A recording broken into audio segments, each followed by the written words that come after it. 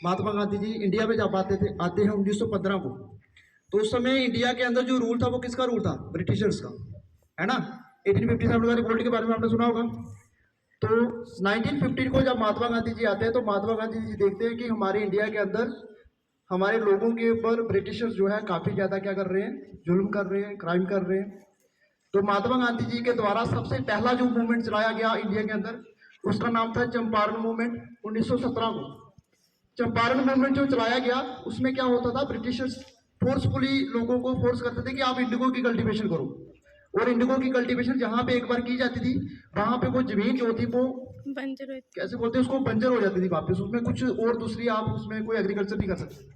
तो जबरदस्ती लोगों को इंडिगो की कल्टीवेशन करवाई जाती थी।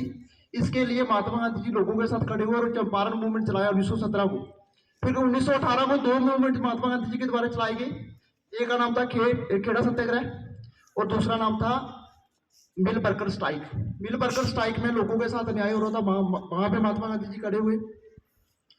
जो खेड़ा सत्याग्रह था उसके अंदर क्या था, लोगों को जो टैक्स देना पड़ता था ना, उस समय वो लोग टैक्स नहीं दे पा रहे थे। उसके पीछे रीजन क्या था, उस समय एक अकाल बहुत पड़ गया था, बारिशें वगैरह नहीं हो रही थी, लोगों की जो एग्रीकल्चर थी वो नहीं हुई थी। सेकेंडली उसका जो रीजन था वो था एक एपिडेमिक डिजीज वहां पे फैल गई, उसकी वजह से लोग टैक्स नहीं दे पा रहे थे। तो महात्मा गांधी जी उनके साथ खड़े हो गए। उसको हम बोलते हैं खेड़ा सत्याग्रह या खेड़ा मूवमेंट। फिर 1919 को ब्रिटिशर्स ने एक मूवमेंट चलाया जिसका नाम था रोलाट एक्ट। जैसे मैंने आपको पहले भी बताया था, रोलाट एक्ट एक ऐसा एक्ट था जो कि सस्पेक्टेड जो पर्सन होगा, किसी ने कोई ब्रिटिशर्स के खिलाफ कोई साजिश की हो, वो सस्पेक्टेड पर्सन होगा, उसको बिना ट्रायल के उसको बंदे को पकड़ा जाता था, उसकी और कोई भी उसकी बेल नहीं होती। तो 1919 को रोलाट एक्ट चला। रोलाट एक्ट में दो पर्सन को पकड़ा गया, एक का नाम था सत्यपाल मलिक और एक का नाम था सैफुद्दीन किचलू। दो पर्सन जो थे पकड़े गए थे ब्रिटिशर्स के द्वारा, उनके ऊपर जो एक्ट लगा वो था रोलाट एक्ट। और इसी रोलाट एक्ट की वजह से जलियांवाला बाग मास्कर हुआ 13 अप्रैल 1919 को। 13 अप्रैल 1919 को लोग अमृतसर में इकट्ठे होते हैं, और अमृतसर में इकट्ठे होने के लिए उसका पीछे रीजन यही था कि उन लोगों को छुड़ाना। और जब वहां पे इकट्ठे होते हैं तो एक जो मेन गेट होता है उसको बंद कर दिया जाता है और अंदर लोगों को गोली चलाई जाती है। आज का जो डेटा है उसमें बहुत सारे, उसमें देखोगे तो बहुत सारे लोग इंजर्ड हुए और बहुत सारे लोग मारे गए।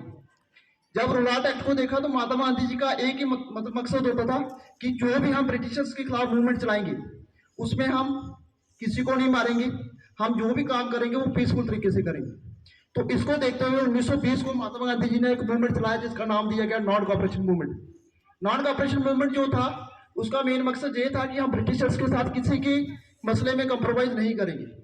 और नॉन कॉपरेशन मूवमेंट चला बेटा 1922 तक, और 1922 को इस मूवमेंट को विड्रॉल कर दिया गया।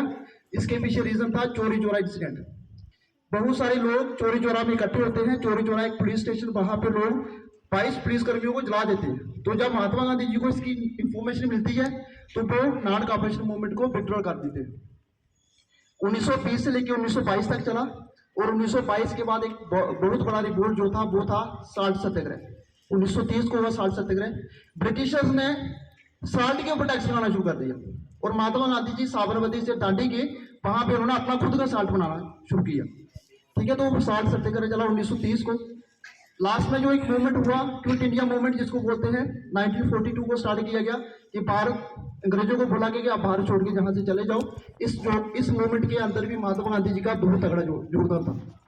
तो जब देश हमारा आजाद हुआ 15 अगस्त 1947 को, जस्ट एक साल के बाद 30 जनवरी 1948 को महात्मा गांधी जी को नाथूराम गोडसे ने शूट आउट किया। तो इसीलिए आज 30 जनवरी है, 30 जनवरी को हम हर साल मार्टियर डे या शहीद दिवस के नाम पे इसको हम सेलिब्रेट करते हैं। इसके पीछे रीजन यही है कि जिन वीरों ने या जिन महापुरुषों ने हमारे देश को आजाद करने में अपना बलिदान दिया हो, उनको याद करने के लिए उनकी मेमोरी में हम इस डे को सेलिब्रेट करते हैं। Thank you very much.